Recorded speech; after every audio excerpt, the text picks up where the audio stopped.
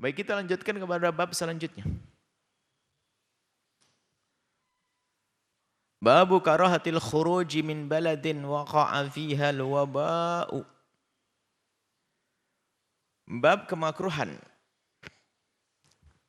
al-khuruji, keluar. Ini baladin, di satu kampung atau satu tempat. Waqa'a fiha al-waba'u, yang terjadi di situ adalah satu wabah. Firaran minhu, karena ingin lari dari wabah tersebut. Wa karahatil qudumi alaihi, dan juga tidak diperkenankan kalau kita di luar masuk ke tempat tersebut. Nah, artinya apa? Ini adalah pendidikan, ada maksud agung di balik ini semuanya. Kalau seseorang, semoga Allah menjauhkan kita dari wabah. Kalau seseorang berada di satu kampung, ternyata di situ ada taun atau wabah. Ada wabah, pandemi wabah. Ada wabah, maka hendaknya jangan keluar. Apapun alasannya. Mau lari dari sakit, takut mati. Kematian tidak harus dengan penyakit. Kemudian juga bisa jadi ini akan membawa penyakit ke tempat lain. Membawa penyakit ke tempat lain. Maka pendidikannya adalah tetap saja di situ. Dan jika nanti diizinkan keluar itu bahaya. Jadi nanti yang sehat pada keluar, yang sakit akan tertinggal. Siapa yang merawat yang sakit? Sementara penyakit tidak akan menular dengan dirinya sendiri, tapi yang menular menjadikan sebab berpindah karena Allah yang memindahkannya. Sambil dia berusaha untuk menjaga kesehatan, ini perlu didengar oleh yang telah berjuang ini, tim-tim di kesehatan dimanapun berada di masa pandemi ini luar biasa. Mestinya kalau dia pengen selamat saja kan berlari dia. Meninggalkan tempat tersebut biar tidak kena. Akan tapi mereka berjuang terus untuk menolong. Dan itulah hikmahnya Nabi melarang untuk keluar. Karena apa? Kalau diizinkan untuk keluar, wah ini bahaya nanti. Yang sehat-sehat itu segera keluar. Yang sakit akan semakin tersiksa, semakin sedih. Tidak ada kawan, tidak ada yang besarkan hatinya. Tidak ada yang mengobati barangkali. Karena orang juga berbeda ekonomi, yang kaya bisa keluar, yang fakir tidak bisa keluar. Ayo, Masya Allah. Ini luar biasa pendidikan dari Nabi. Tetap di situ. Dengan dua hal nanti setelah itu. Yakin dengan tawakal kepada Allah Subhanahu Wa Taala, satu sisi, bahwasanya yang memberi sakit adalah Allah. Yang kedua adalah menjaga diri yang baik. Kalau bahasa sekarang protokol kesehatan deh. Tinggal penyakitnya apa? Sekarang protokol kesehatan kan penyakit yang namanya COVID atau corona ini kan nyebarnya melalui pernafasan dan rongga mulut, maka kan yang ditutup di sini.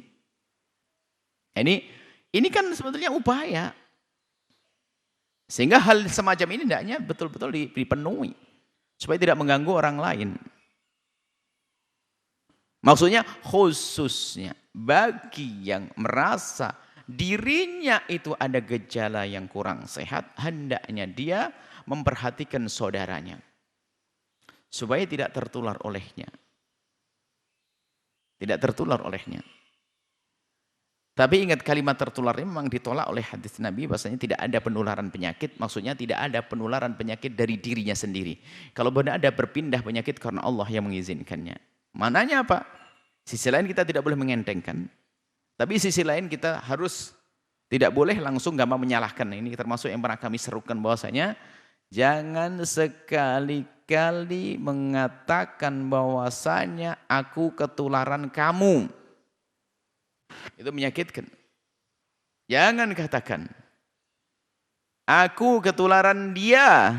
Kita ini ketularan dia, enggak boleh. Virus itu halus sekali kok. Karena bisa jadi dia yang menularkan terlebih dahulu, cuman dia lebih kebal kok. Kayak virus corona semacam ini. Bisa saja suami itu sebetulnya dia membawa virus dari luar. Istrinya di rumah lemah. Sampai ke rumah ternyata istrinya kemudian kena virus yang bawa suaminya.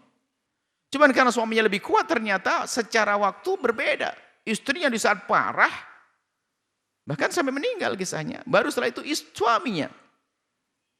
Apa kata orang secara zahir? Suaminya tertular istrinya. Padahal bisa saja. Maka hilangkan prasangka semacam ini. Ini adalah kami serukan. Karena membuat hati sedih juga. Sudah sakit dibilang kau nularin saya. Kau nularin aku. Kau nularin keluarga semua. Enggak. Yang menularkan, yang memindahkan adalah Allah. Penyakit itu tidak menular dengan dirinya sendiri. Kalau penyakit itu pasti menular dengan yang lainnya. Pasti misalnya, pasti akan sakit semuanya. Kenyataan juga tidak sakit semuanya kok. Wah, jangan deket-deket. Ternyata banyak deket nggak kena sakit kok juga. Satu base, ada satu kena virus. Setelah itu 5 sakit. Yang 20 nggak sakit kok. Ayo. Maka ini yang perlu tata krama nih, adab. Jangan dikatakan bahasanya, aku ketularan kamu. Jangan. Allah yang berikan sakit kembali kepada Allah SWT. Jangan menyalahkan manusia. Tapi di sisi lain bagi siapapun yang punya gejala-gejala penyakit yang tadi akan menular dengan mudah itu apa saja. Ini bukan kasus corona ini. Ini sudah lama Nabi meringatkan demikian itu. Dulu ada kolera, dulu ada muntaber, dulu ada macam-macam.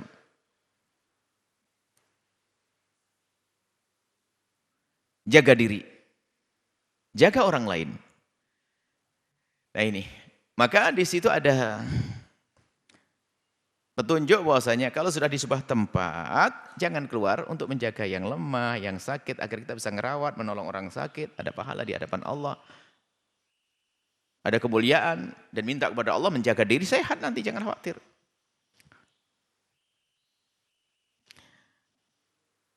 Tapi kalau di sebuah kampung itu ada penyakit, maka jangan masuk juga ke sana. Jangan masuk. Kecuali yang bertugas tadi untuk memberi membantu dan sebagainya, lain halnya. Jika itu tidak punya hajat, jangan masuk. Tidak punya hajat mendesak, jangan masuk. Nah, ini sebetulnya perlu kita pahami, ya, dari di masa sekarang ini adalah, kita harus tahu, kalau sekarang kan banyak wabah, artinya apa? Jika di sebuah tempat itu diduga akan menjadikan sebab tertularnya wabah, kita itu harus waspada kalau datang ke tempat tersebut. Nabi mengajarkan yang demikian. Jangan seenaknya sendiri, kita harus waspada.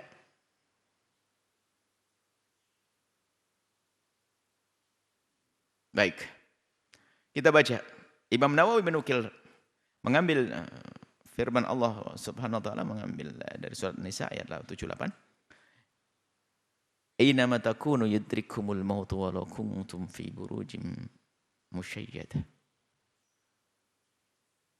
Dimanapun kalian berada, kalau sudah ajalmu tiba, maut tetap akan datang kepadamu. Biarpun engkau minta perlindungan dengan benteng yang kokoh. Malaikat pencabut nyawa nggak kenal benteng. Kalau sudah waktu mati, hari itu mati. Ini harus yakini bahasanya kematian kalau sudah akan tiba, tetap tiba. Kita lari kemana saja, biarpun lari pengen selamat dari sini, waktu mati. Begitu sebaliknya kalau belum waktunya mati, ya nggak akan mati.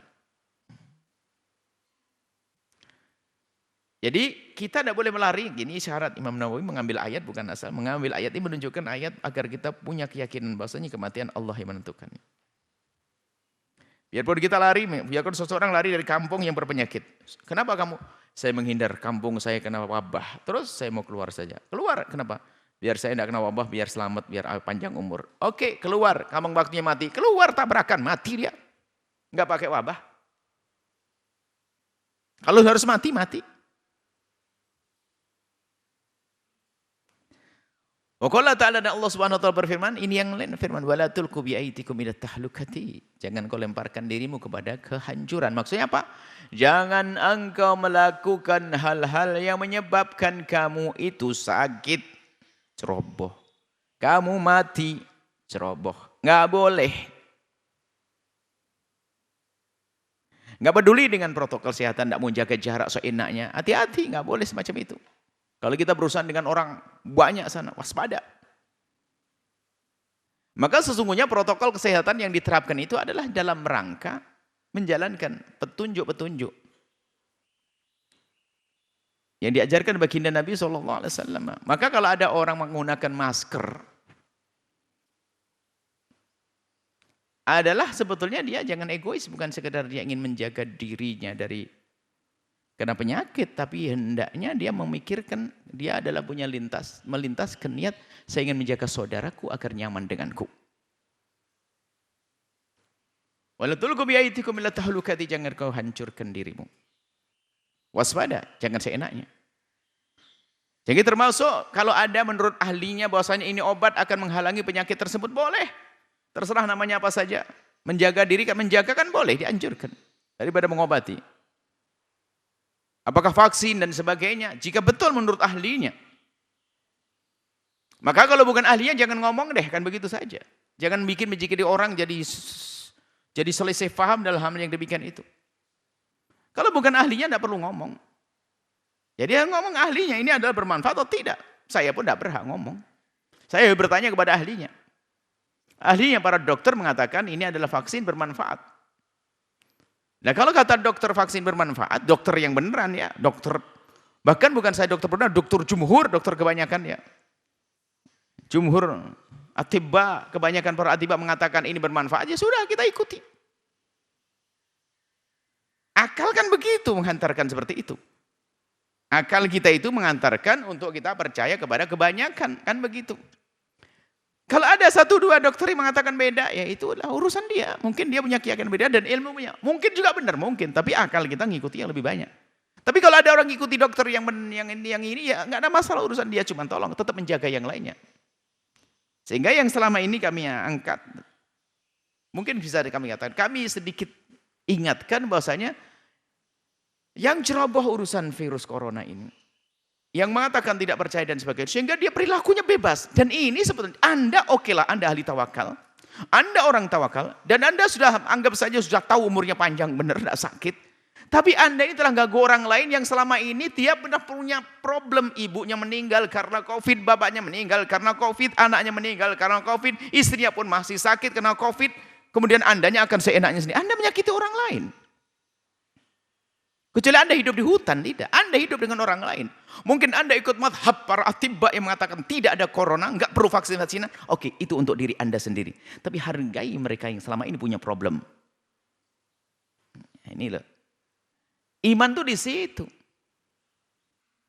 Maka kalau kita melihat orang nggak mau mematuhi protokol kesehatan, ya mungkin dia punya keyakinan. Ya biarkan, tidak apa masalah, kita memberikan pemaaf, kita menyampaikan saja. Cuman yang menjadi masalah kalau dia tuh mengganggu orang lain. Orang punya masalah, ibunya meninggal, bapaknya meninggal, dia sendiri pernah ngerasain sakit. Sampai nafasnya susah dan sebagainya. Bagaimana dikatakan tidak boleh percaya? Percaya gimana percaya? Makanya dosa kalau kita mengganggu orang lain, di sisi inilah.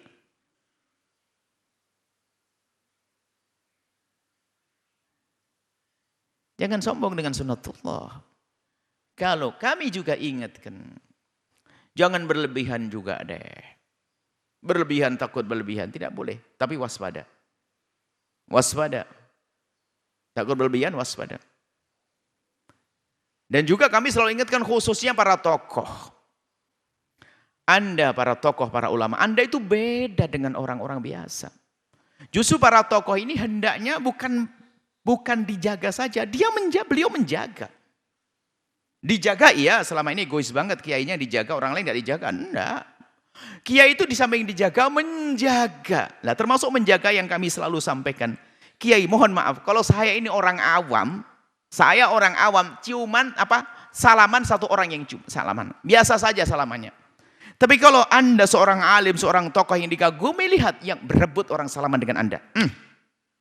Setelah dicium tangan Anda, mungkin dia ada virusnya, ada penyakitnya, akan dicium oleh orang berikutnya. Maka justru para ulama ini yang harus waspada.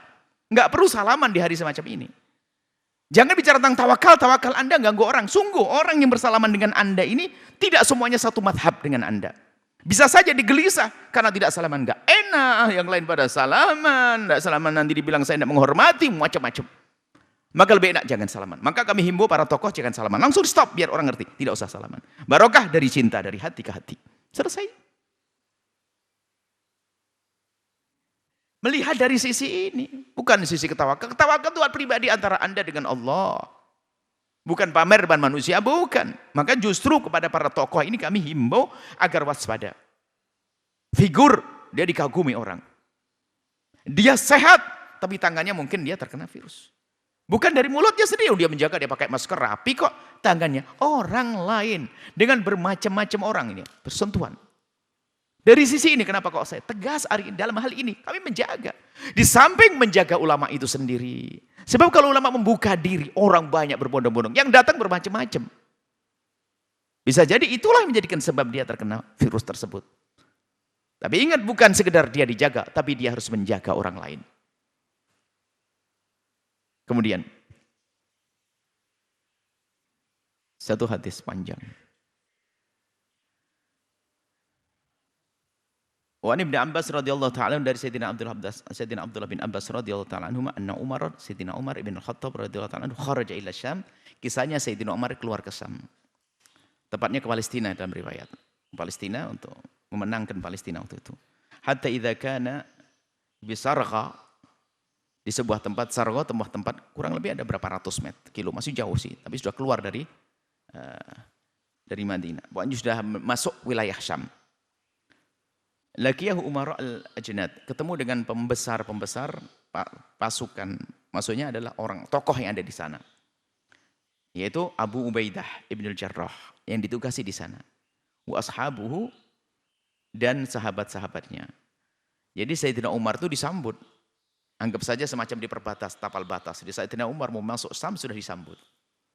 Kemudian wa akhbaruhu, kemudian mereka yang menyambut Abu Ubaidah ibn al-Jarrah dan yang lainnya mengabarkan kepada Sayyidina Umar bin Khattab, annal waba'a qad waqa'a bisyam.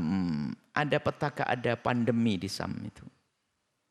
Ada virus di Syam, ada penyakit wabah di Syam.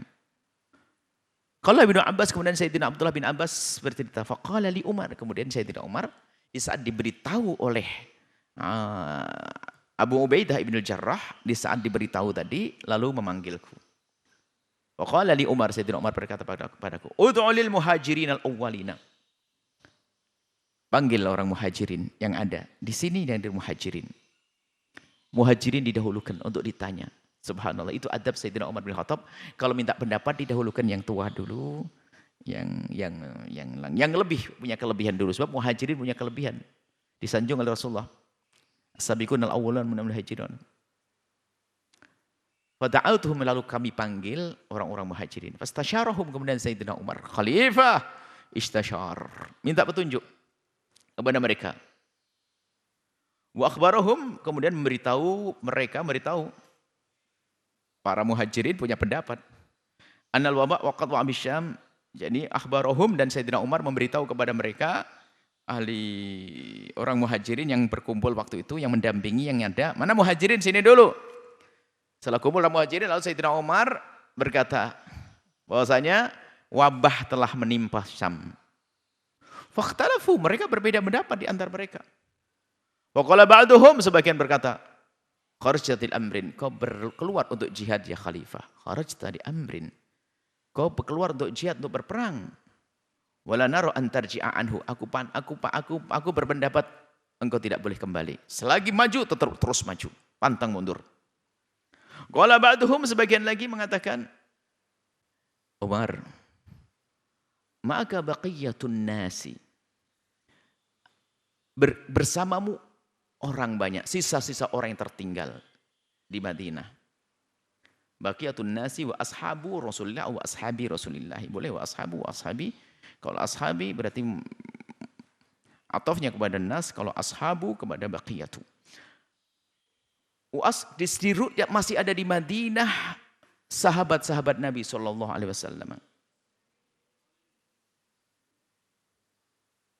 Maksudnya begini, khalifah, jangan masuk deh. Di belakangmu banyak orang, nanti kalau ikut masuk semuanya nanti kena wabah, kan berantakan. Sekelompok lagi mengatakan, terus maju, kita sudah niat kok mundur.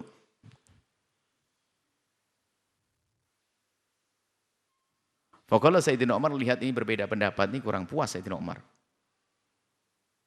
Irtafi'u anni. Sudah, tinggalkan saya, pergi. Sudah, saya akan minta pendapat yang lainnya. Tumakala udhu lil ansar, panggil orang ansar. Wa ta'atuhum, kata Sayyidina bin Abbas, disuruh. Ya Abdullah bin Abbas, panggil ansar, orang-orang ansar. Wa ta'atuhum, kemudian aku memanggil mereka. Istasyarahum, kemudian Sayyidina Umar bertanya kepada mereka. Fasalaku sabilal muhajirin. Sama caranya debatnya kayak muhajirin. Satu mengatakan maju, yang satu mengatakan jangan. Wahtalafu kakhtilafihim, sama perbedaan pendapatnya seperti orang muhajirin tersebut. Faqala Sayyidina Umar pun berkata, irtafi'u anni, sudah tinggalkan, enggak puas. Tsumma qala ud'u li man kana ha huna. Panggil yang ada di sini dari tempat ini min masyayikhati Quraisyin.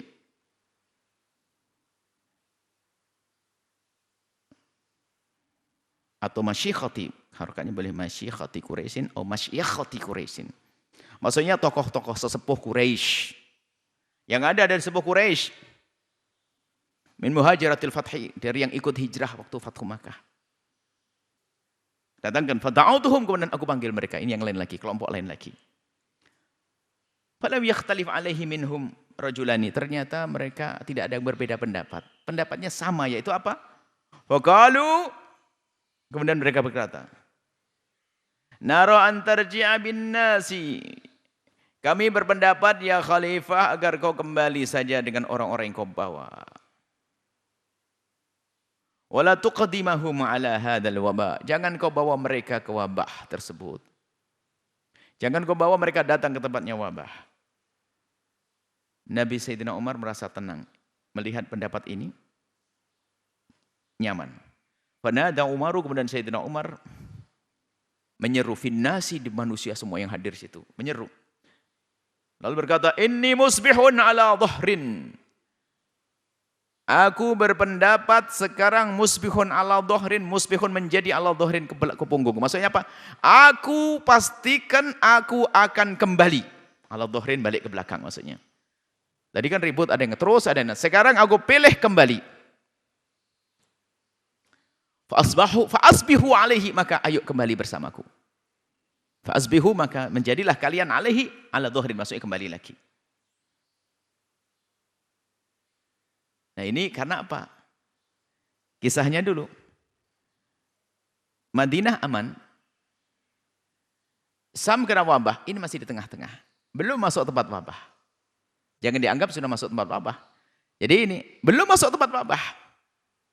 Maka Sayyidina Umar mengatakan kembali, jangan masuk ke tempat wabah. Kemudian faqala Abu Ubaidah bin al-Jarrah. Abu Ubaidah bin al-Jarrah mengkritisi Sayyidina Umar. Afiraran min qadarillah. Umar, kau berlari dari apa yang Allah berlakukan, Allah tentukan. Ngritiki maksudnya. Kau berlari dari qadarullah. Apa yang sudah Allah tentukan sudah terjadi. Kenapa kau lari? Faqala Umar, Sayyidina Umar radhiyallahu anhu sangat menghormati Abu Ubaidah bin Jarrah. Karena menghormati Sayyidina Umar hampir kata begini, la ghairuka qala ya Abu Ubaidah. Kalau yang ngomong selain ente sudah tak pukul nih.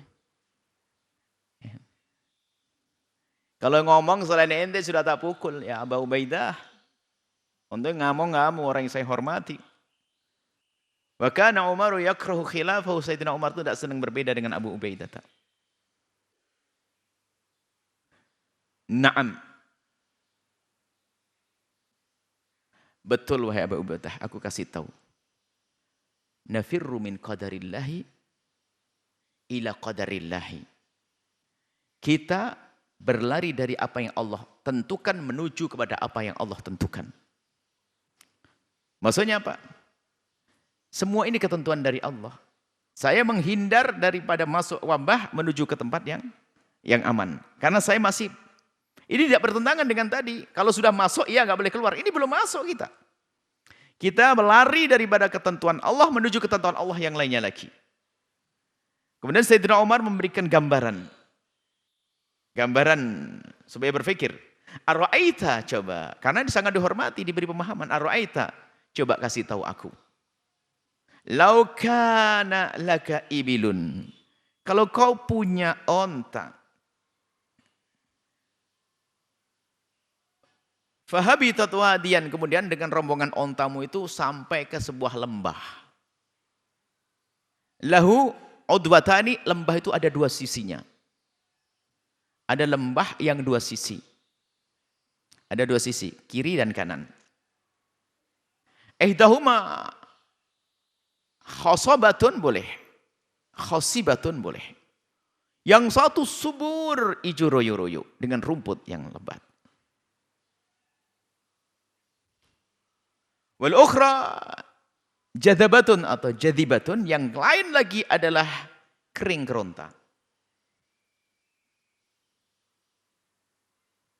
Pilih mana ya Abu Ubaidah? Ayo, ente punya onta. Di hadapan ente turun di sebuah tempat, tinggal ada dua jalur nih. Jalur berumput, jalur kering keronta. Pilih mana kira-kira? Diajak berpikir dengan akalnya. In ra'aital khosobata. Kalau engkau bawa ontamu ke tempat yang subur hijau royo-royo, ra'aita biqadarillah, ini dengan ketentuan Allah atau tidak? Dengan ketentuan Allah, dengan qadar Allah.